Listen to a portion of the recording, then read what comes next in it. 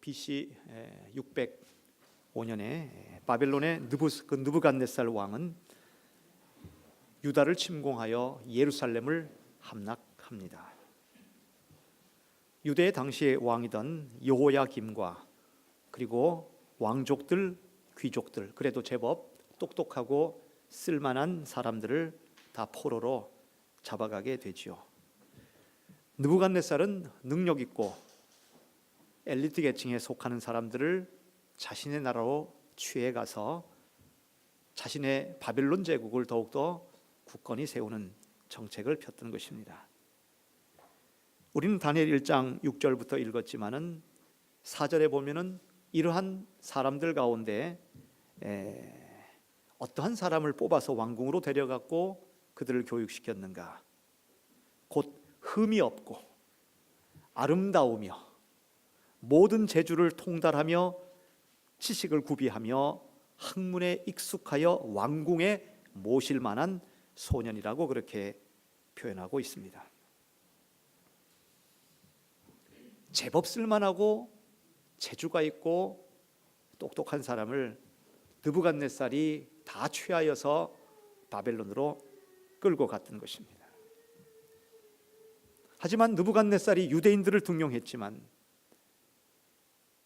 그들로 하여금 히브리 민족의 우수성을 드러내라고 한 것이 아니고 바벨론 제국의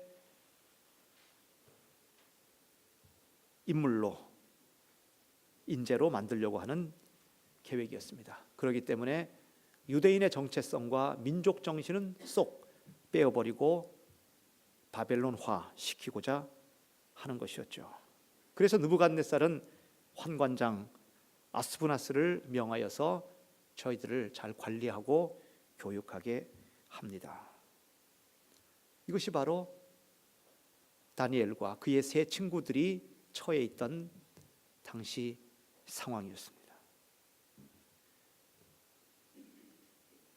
아스부나스는 그 뽑힌 사람들에게 갈대아 학문을 가르칩니다. 사람은 무엇을 배우느냐에 따라서 그 사람의 인생과 삶이 결정이 되죠. 그래서 우리는 전공 뭐 하십니까? 또 무슨 일을 하십니까? 뭘 배우십니까?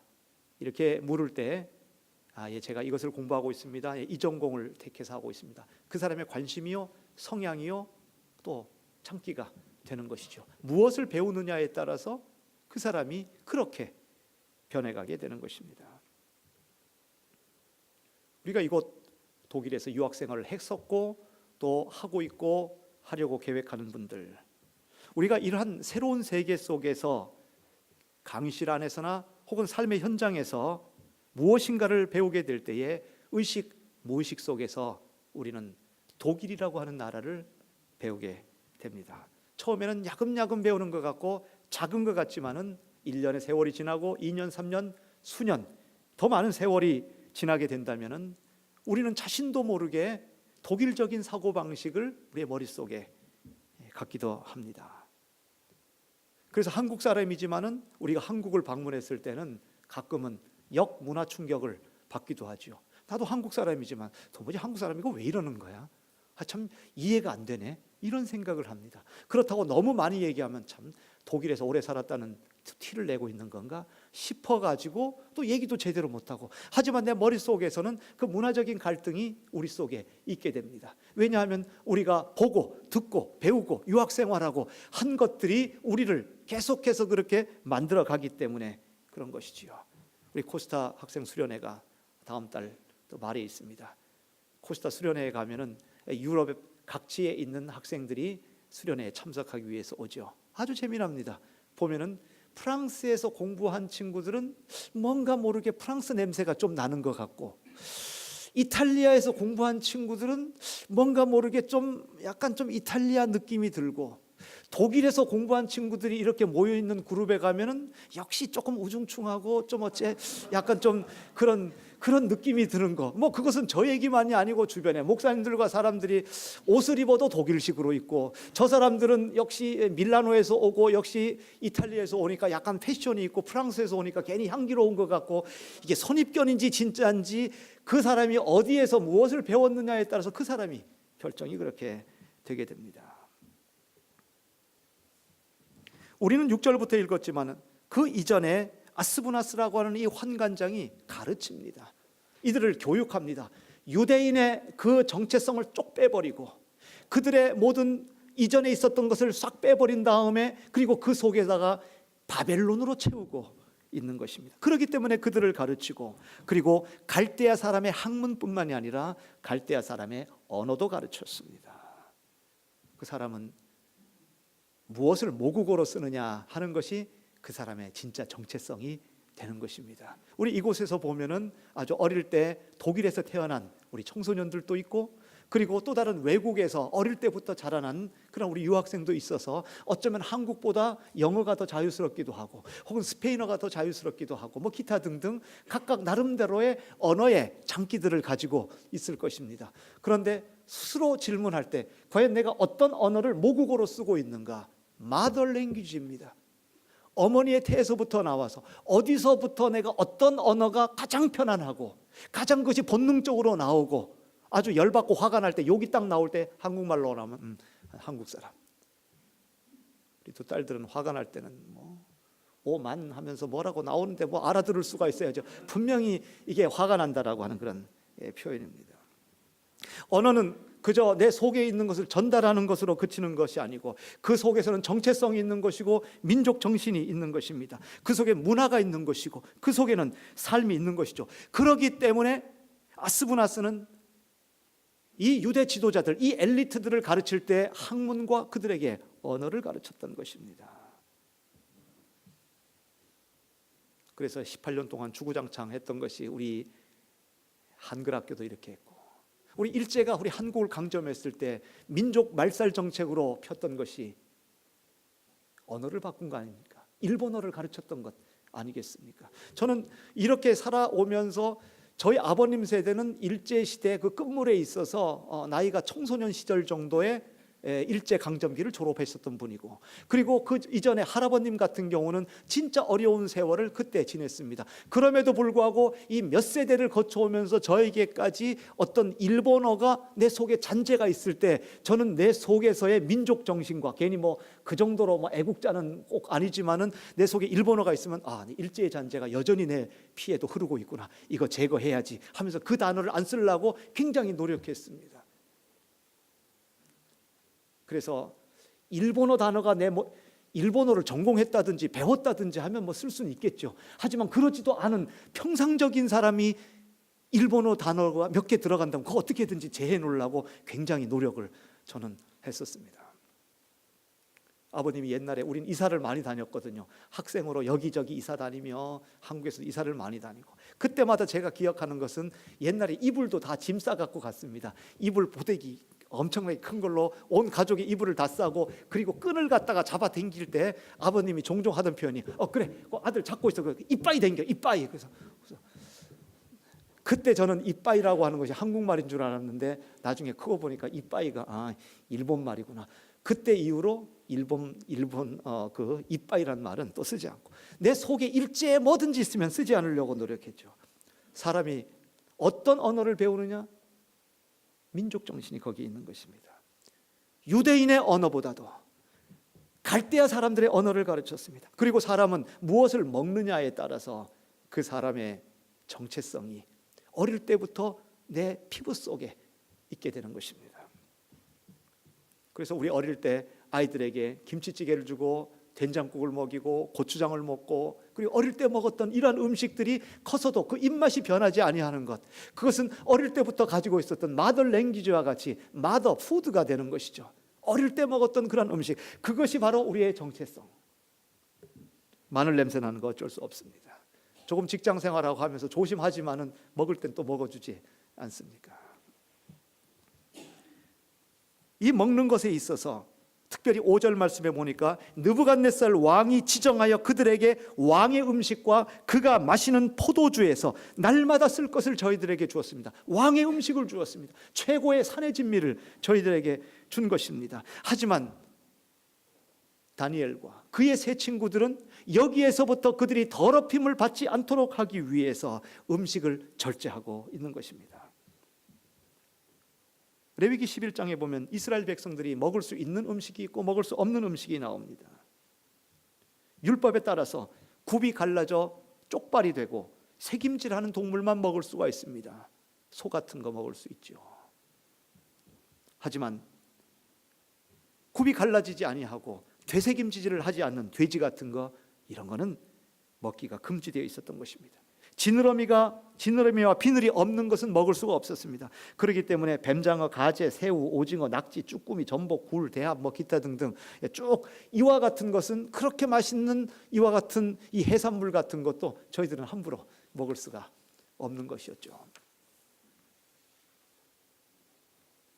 왜냐고 하면 먹는 것이 내 자신을 더럽힌다라고 그는 알고 있었기 때문에 다니엘과 그의 세 친구들은 자신들을 더럽히지 않도록 하기 위해서 이 바벨론이라고 하는 이 세팅에서 저희들은 어떻게든지 신앙적인 저항을 했다라고 하는 것입니다. 언어에서 저희들이 휩쓸려가고, 학문에서 저희들이 휩쓸려가고, 먹는 것에서 저희들이 동화되어져 버리고, 그리고 이름까지도, 아스보나스는 저희들의 이름을 바꾸어 버립니다.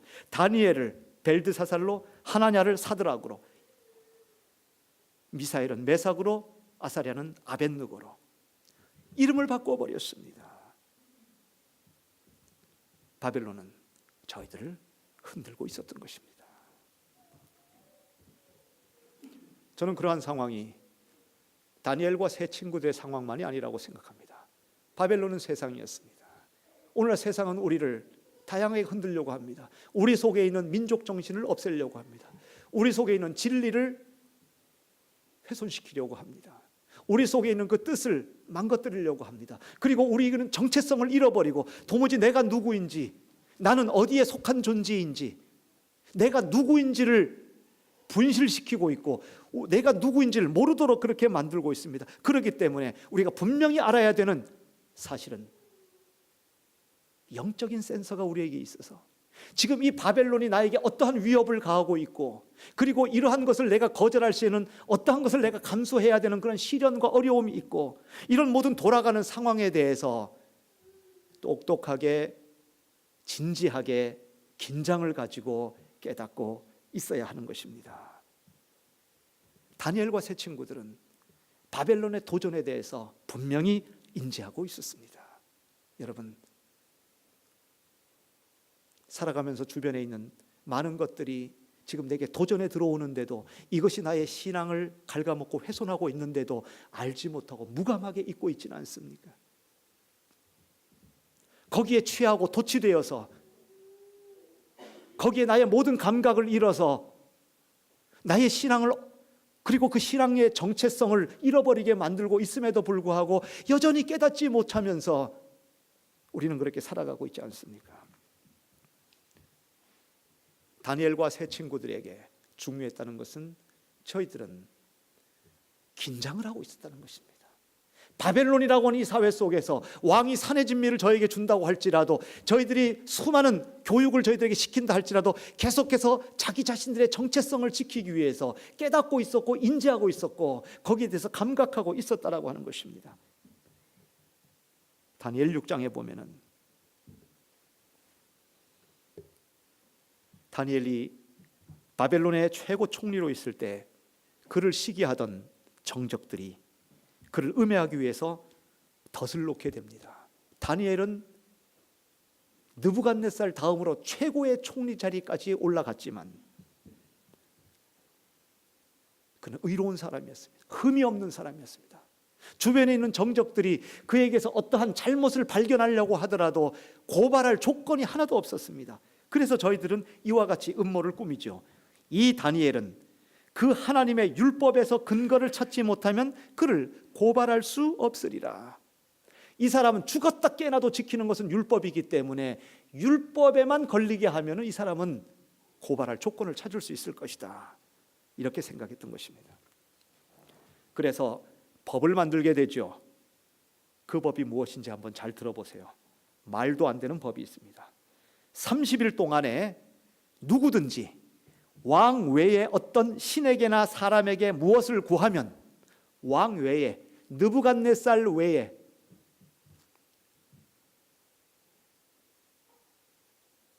당시에는 다리오 왕이 될 것입니다. 이 왕 외에, 이 바벨론의 왕 외에 어떤 신이나 사람에게 무엇을 구하면 어머니 뭐 좀 해주시겠어요? 아버지 이것 좀 주세요. 심지어 이런 것도 지금 다 잡아 넣을 판입니다. 사자굴에 던져 넣기로 한 것입니다.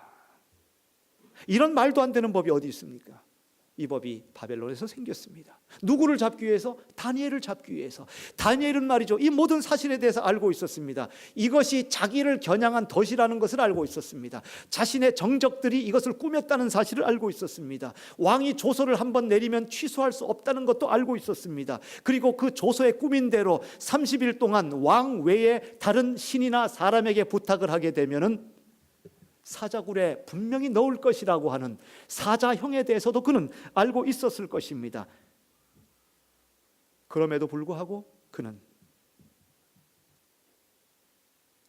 예루살렘으로 향한 창문을 열고 전에 하던 대로 하루 3번씩 무릎을 꿇고 기도하며 그의 하나님께 감사하였더라 하는 것이 이러한 음모에 대한 그의 반응이었습니다.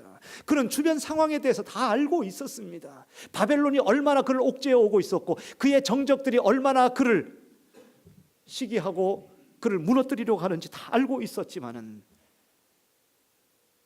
다니엘의 매력은 이 모든 것을 알면서도 전에 하던 대로 하루에 3번씩 무릎을 꿇고 예루살렘을 향하여 창문을 열고 기도하면서 오히려 불평이 아닌 감사를 하였다라고 하는 것이죠. 참 다니엘 대단한 것 같습니다. 어떻게 보면 융통성 하나도 없는 사람 같고 어쩌면 저 같으면 조금 좀 지혜롭게 그리고 현명하게 현실을 직시하면서 그래? 30일 동안 그런 법이라면은 30일 동안 한국 갔다 오지 뭐. 그러면은 그동안 뭐 시간 지나갈 것이고 그리고 그동안은 늘 예루살렘을 향하여 이렇게 창문을 열었다면은 한 30일 정도는 뭐 창문 닫고 한다고 하나님께서 뭐 받지 못하실까? 그런 건 아니잖아 하면서 신학적인 해석도 제가 어쩌면 했을 것입니다. 그리고 굳이 기도를 하는데 무릎을 꿇고 꼭 기도해야 되는가? 뭐 이렇게 해서 주님 뭐 이렇게 하면은 뭐 주님께서 그거 안 받으시겠는가? 혹시 여러분 맨자에서 식사하실 때 기도 어떻게 하십니까? 어떻게 하셔도 다 받습니다. 이렇게 하셔도 받고 무릎 꿇고 하셔도 다 받으시고 주님 감사합니다 밥 주셔서 이렇게 해도 되고 식사하고 난 다음에 식후기도 하셔도 뭐 그거 어떻습니까? 다 받으실 것 아니겠습니까? 하지만 이때만큼은 다른 때는 문을 닫고 할 수 있다 할지라도 다른 때는 무릎 안 꿇고 기도할 수 있다 할지라도 그는 의도적으로 그는 분명히 알고 있었습니다. 이것이 자기를 겨냥한 줄 알고 있었기 때문에 조서를 그렇게 꾸민 줄 알고도 그는 그 덫에 반항했습니다. 타협하지 아니하였습니다. 불평이 아니고 감사하였습니다. 다니엘도 훌륭하지만 다니엘의 세 친구들도 대단합니다. 전 오히려 히브리 이름이 저에게는 익숙지 않습니다. 하나냐, 미사엘, 아사랴 이분들의 이름이 익숙지 않은데 어릴 때 주일학교 때 늘 듣던 그런 이름은 사드락, 메삭, 아벳느고 벨드사살과 더불어 사드락, 메삭, 아벳느고 이 세 친구들의 그 스토리를 들을 때마다 아주 머리가 쭈뼛쭈뼛 쓰면서 얼마나 훌륭하게 느껴지는지 모릅니다. 느부갓네살이 이들도 스토리가 있지요. 느부갓네살이 금신상을 만들고 낙성식을 거행할 때 나팔수가 나팔을 불면서 외치는 자의 소리가 외칩니다. 누구든지 엎드려 절하지 아니하는 자는 이 금신상에게 말이죠 즉시 맹렬히 타는 풀무불에 던져 넣으리라. 아니 세상에 이런 불이 이런 불이 정도가 아니고 이런 케이스 이런 법이 세상에 어디 있습니까? 하지만 절대 권력을 가지고 있었던 이런 군주들, 이런 왕들은 이러한 것들을 여기저기서 자행했다고 하는 것입니다. 사드락, 메삭, 아벳느고 이들은 이 금신상에 절하지 않는다면 풀무불에 들어갈 줄로 알고 있었습니다.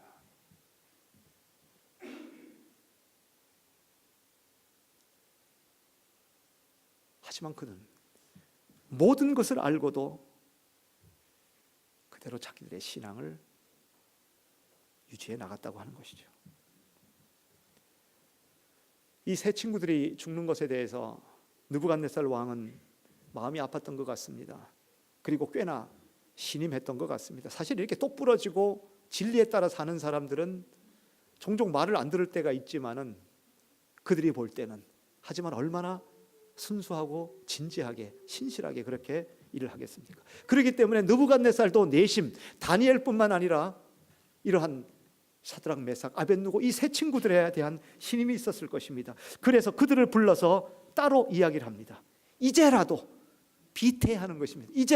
이제라도 신상 앞에 엎드려 절했으면 좋겠는데, 그렇다면 내가 너희들을 살려줄 수 있을 텐데 이제라도 세컨 찬스를 내가 줄 테니까 한번 좀 마음을 바꿔보지 않겠느냐, 이렇게 얘기합니다.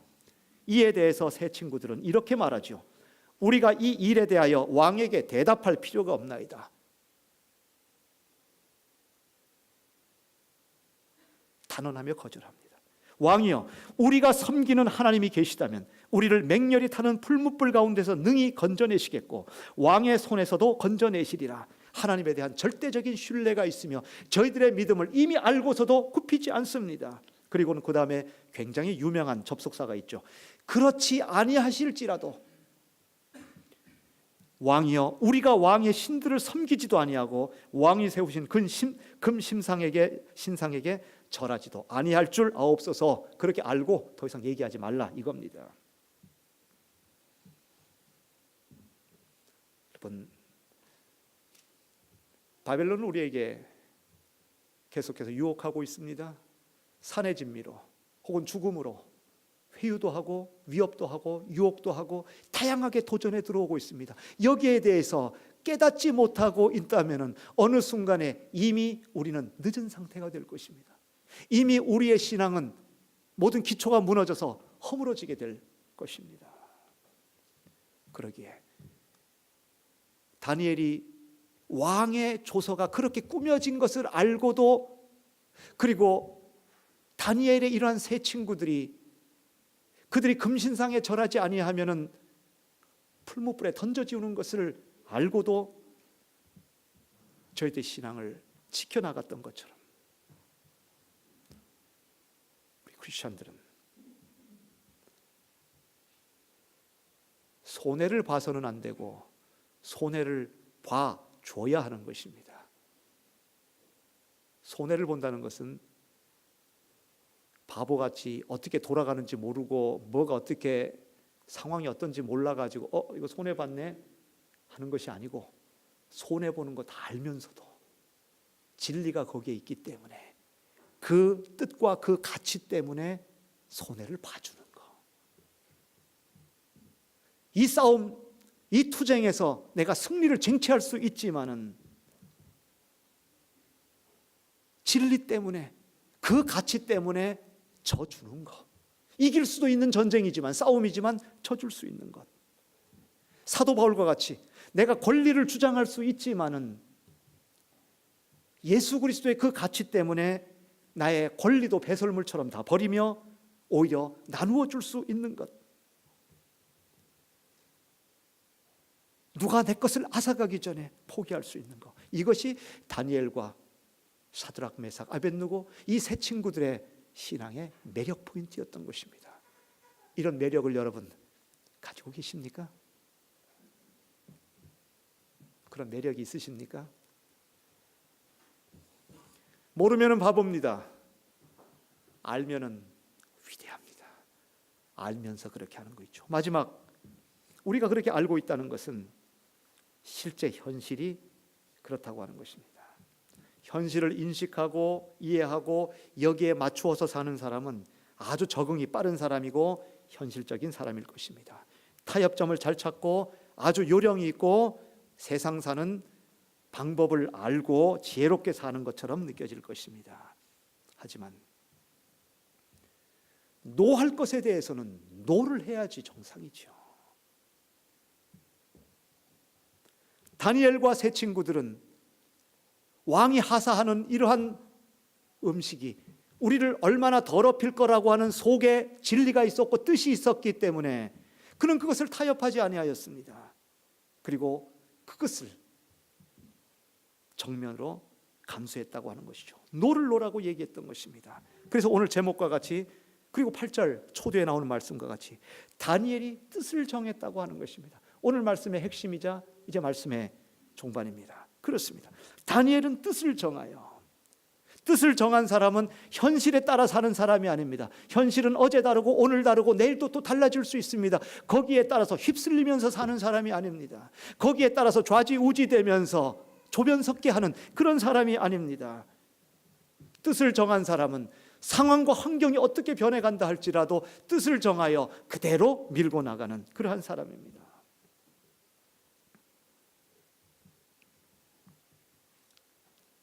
여기에 쓴바귀와 같은 굉장히 쓴 음식이 있다. 한번 가정을 해봅시다. 사실 그대로 드러난 것은 쓰다라고 하는 것입니다. 쓴 거는 먹기 싫습니다.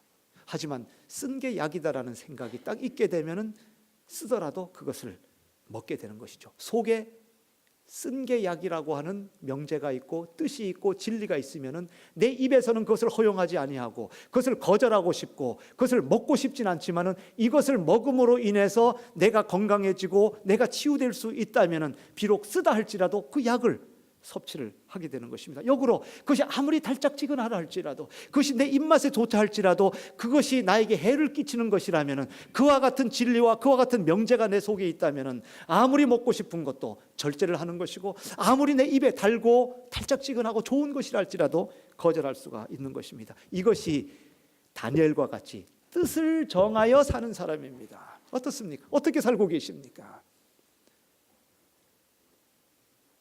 편한 대로 살고 있습니까? 내가 유익이 되는 쪽으로만 살고 있습니까? 손해가 되는지 이익이 되는지 그것이 우리의 구분선이 되어서 살고 있습니까?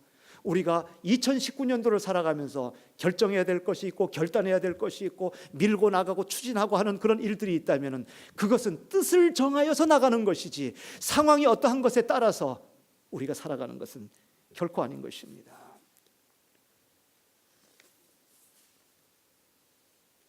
학문이 주어질 수 있습니다. 언어가 우리 귀 속에 들리기도 합니다. 원치 않게 내 이름을 사드락이라고 부르고 메삭이라고 부르고 아벳누고라고 자기들 마음대로 부를 수 있습니다. 하지만 내 속에 뜻을 정하여 뜻이 살아있는 사람, 진리가 있어서 그 율법과 그 말씀을 붙잡고 사는 사람은 하나님께서 그와 동행하십니다. 그것은 살아있는 사람입니다. 우리가 죽어있는 사람이 아닌 것이지요. 회 좋아하시죠? 바다에서 나는 물고기. 회를 먹을 때 회가 왜 이렇게 짜 하는 것은 없을 것입니다. 분명히 회를 떠가지고 초고추장이나 혹은 와사비 쓰지 말고 뭐 해야 되는데 뭐죠 그게? 예? 고추냉이. 이게 일제잔재가 아직도 와사비가 남아있어 갖고 회도 쓰시라고 안 했잖아요. 다행히 회. 그걸 고추냉이에다가 찍어 이렇게 먹지 않습니까? 왜냐하면 얘들은 살아있는 생선이기 때문에 싱싱하고 그것은 바닷물이 아무리 짜다 할지라도 삼투압작용을 통해 가지고 짠물이 물고기 속으로 들어오지 않는 것입니다. 속에 물고기는 생명이 있기 때문에. 하지만 썩은 물고기, 죽은 물고기, 이미 속에 생명이 없는 물고기는 물속에 푹 담궈서 오래 있게 되면 바닷물이 그 속에 들어올 것이고 그 속에 염장 처리한 것 같이 그 물고기는 짜게 될 것입니다. 죽어있는 물고기는 바닷물의 조류에 따라서 이리저리 흔들려 가게 될 것입니다. 하지만 살아있는 물고기는 조류를 거슬러 올라갑니다. 연어와 같은 것은 강 상류까지 올라가면서 회귀 본능으로 폭포수도 올라갈 것이며 강을 거슬러 올라갈 것입니다. 왜? 그들은 살아있기 때문에 그런 것입니다. 죽어있다면 세상이 이렇게 치고 바벨론이 이렇게 치고 저희들이 교육시킨 대로 저희들이 언어 교육한 대로 저희들이 우리 속에다가 그 정신을 주입한 대로 우리의 모든 민족 정신과 정체성은 없어지면서 그것에 쫓아갈 것입니다. 왜? 뜻이 없기 때문에. 왜? 그 속에 진리가 없고 생명이 없기 때문에 그런 것이죠. 말씀을 맞춰가면서 작정하며 사시기를 주님의 이름으로 축원을 드립니다. 내 고집과 주관이 아니요 그 속에서는 말씀이 그 속에 있어야 하는 것입니다. 여러분 입체적으로 이 하나님을 경험하자고 우리가 이렇게 얘기하고 있습니다. 성경 부지런히 보십시오. 성경은 역사입니다. 역사는 객관적이고 삶 속에서 우리 주님께서 말씀해 주시는 것입니다. 기도 부지런히 하십시오. 거기에서 해석이 나오는 것입니다. 말씀을 갖고 말씀을 품고 기도할 때에 하나님께서 여러 가지 인사이트를 우리 속에 주시는 것이고 다양한 방법으로 해석하게 하시고, 그리고 하나님께서 주신 그 텍스트가 옛날에 있었던 그 컨텍스트 속에 있지만은 그 텍스트를 다시 우리의 삶의 현장, 이러한 컨텍스트 속에 어플리케이션을 하도록 하시면서 우리로 하여금 하나님의 말씀이 계속해서 꽃피워지게 만드는 것입니다. 기도하십시오. 기도 속에서 그 말씀과 그 일과 그 프로젝트와 우리의 삶을 생각할 때 다양한 많은 것들로 풍성한 것으로 채워주십니다. 그리고 삶의 현장 속에 들어가 보십시오. 우리가 알지 못하는 사람을 하나님께서 보내주시기도 하고, 어떤 일은 막으시기도 하지만 어떤 문은 열어주시기도 하시고, 하나님께서 왜 이렇게 하시는지 우리는 하나님께 모든 것을 가지고 가야 할 것입니다. 우리는 급변하는 삶의 현장, 바벨론처럼 우리를 위협하기도 하고 회유하기도 하고 도전해 오는 이러한 세상의 수많은 것들에 대해서 어떻게 사십니까? 다니엘 뜻을 정하였습니다. 사드락, 메삭, 아벳느고, 이미 그들은 풀무불에 들어갈 줄 알고도 자신들의 신앙의 뜻을 굽히지 아니하였던 것입니다. 우리 삶에 벌어지는 해프닝에 따라 살거나 우리의 삶 속에 있는 그저 쓰다 그저 달다 하는 모습에서 사는 것이 아니요, 쓰면 이게 버릴 것이 아니고 왜 취해야 되는가, 달더라도 먹을 것이 아니고 왜 우리가 절제하고 버려야 되는가, 내 속에 뜻이 있다면 취하고 싶은 것도 거절할 수 있는 것이요, 거절하고 싶은 것도 취할 수 있는 것이요, 뜻을 향하여 나가는 사람은 죽은 사람이 아니요 산 물고기와 같이 상류로 거슬러 올라갈 수 있는 사람이요, 내 속에 더러운 것들이 내 속에 들어오는 것이 아니요 나를 더럽히지 아니하고 구별된 사람으로서 살아갈 수 있는 것입니다. 아무쪼록 라이프지에서 이 한 해 동안 또한 그리고 계속 이어지는 우리의 삶 속에 살아가면서 세상에 수많은 이론들과 수많은 이야기들이 들어온다 할지라도 내 속에 하나님의 말씀이 우리를 지키고, 그리고 우리의 삶에 행하는 모든 일들을 그대로 신앙의 매력 포인트로 밀고 나가시면서 주님 안에서 이 싸움에서 승리하시기를 주님의 이름으로 축원을 드립니다. 우리 함께 기도하겠습니다.